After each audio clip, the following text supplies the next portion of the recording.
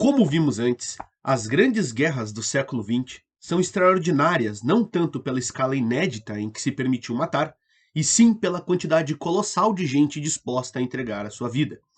Não é verdade que o número dos que morreram ultrapassou em muito o número dos que mataram? A ideia de sacrifício supremo vem apenas com uma ideia de pureza, através da fatalidade.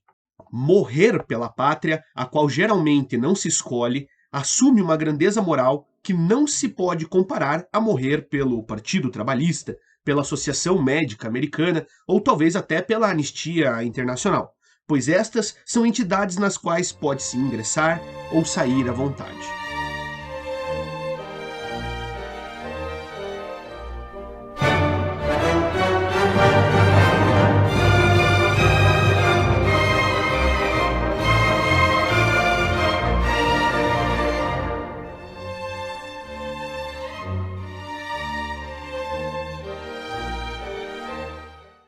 O principal enfoque do conteúdo do Comunidades Imaginadas do Benedict Anderson é trazer uma nova ótica sobre a emergência do fenômeno do nacionalismo, principalmente trazendo o foco desse estudo do velho continente europeu para o continente asiático e também para o Novo Mundo, as Américas.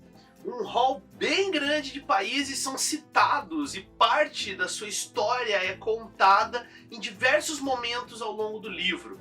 A gente vai ver o Brasil, o Haiti, a Argentina, o México, Estados Unidos, Holanda, Reino Unido, Irlanda, Rússia, dos asiáticos, China, Japão, Tailândia, enfim, uma quantidade bem grande de países, muitos deles os quais a gente não conhece tanto a história, mas o Benedict Anderson ele se preocupa bastante em explicar muito bem o que está acontecendo ali e por que aquele evento que ele está descrevendo é relevante para a discussão sobre o surgimento do nacionalismo em cada uma dessas nações. Nesse grande tour que eu acabei de citar, o autor vai então se utilizando desses momentos da história desses diversos países para explicar para a gente o surgimento do nacionalismo, o processo de consolidação e difusão do nacionalismo e as consequências deste grande fenômeno que vai acabar acontecendo em várias partes do planeta.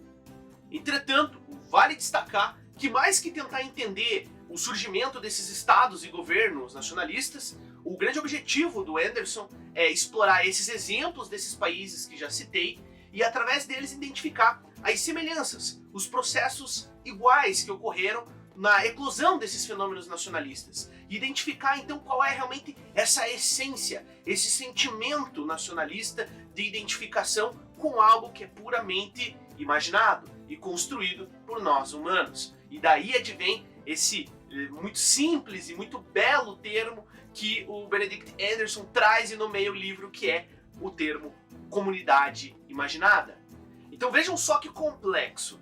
O Anderson ele está querendo identificar como que surge esse fenômeno que nos faz nos identificar com milhares de pessoas que são anônimas a nós e nos identificar também com essa comunidade completamente imaginada que existe somente nas nossas cabeças e que foi projetada num determinado momento, pautado até numa visão de história de passado que nem sempre é muito fidedigna, tá? Então é uma coisa muito abstrata, é uma coisa muito complexa, dá para dizer, mas que de alguma maneira isso se constrói, isso se consolida, isso é difundido entre a população, isso é difundido até numa forma das nações também se diferenciarem uma das outras e que produz sentimentos de amor, de confiança, de identificação que são poderosíssimos com todas as pessoas que integram aquela sociedade. O primeiro terço do livro ele vai se dedicar a explorar o processo de surgimento então desse sentimento nacionalista.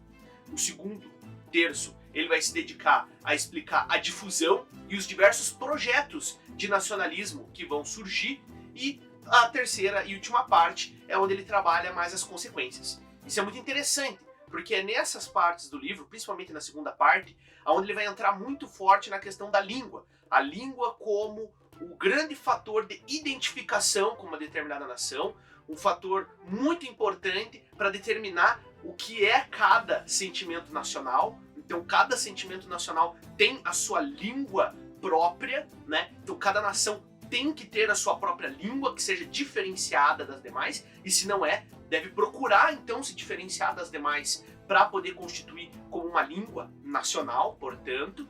E então a cultura, a propaganda, a educação são todos veículos da língua para difusão, disseminação, né, e consolidação desse sentimento nacional.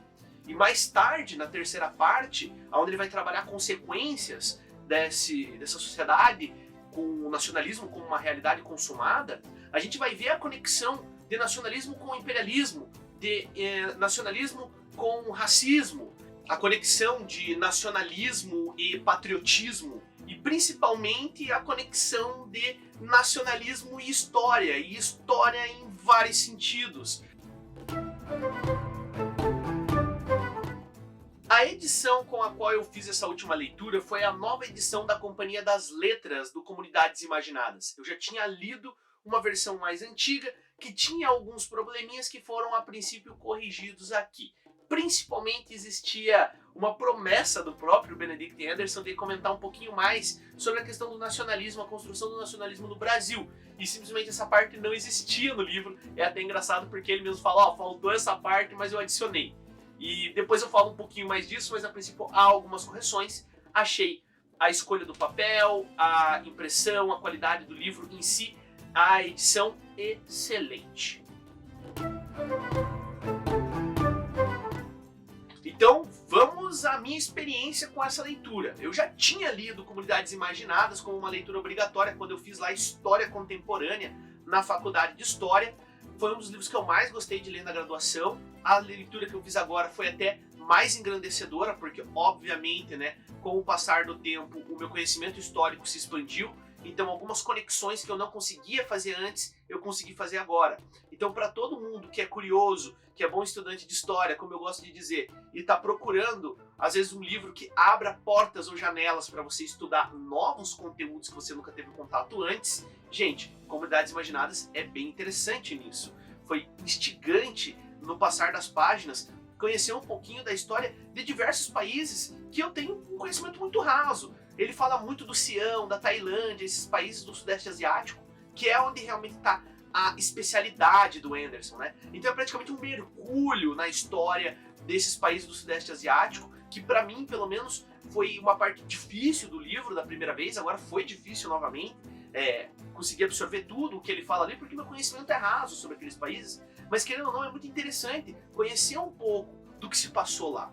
Outro ponto alto para mim desse texto é a corajosa proposta de fazer uma análise de todo esse processo do fenômeno do nacionalismo desde seu início, difusão e consequências, como já citei antes, que não tem um enfoque na Europa. A gente tem muito forte essa visão, principalmente por conta de outros teóricos que já trabalharam esse tema e que focam demais na Europa. E praticamente veem como o nacionalismo como um fenômeno que a Europa vai exportar para os outros países e tão somente.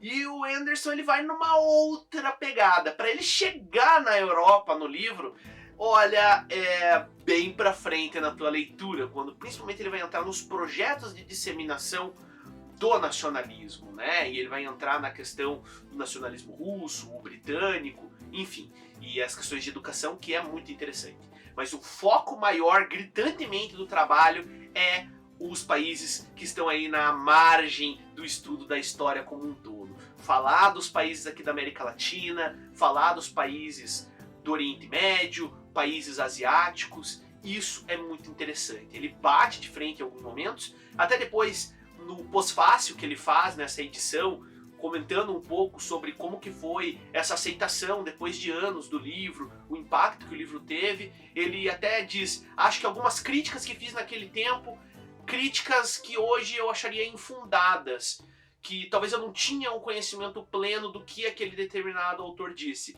Mas querendo ou não, ele bate de frente com Hobsbawm. Em alguns momentos ele faz críticas até ao que o Gellner fala, que são autores, entre aspas, clássicos do nacionalismo.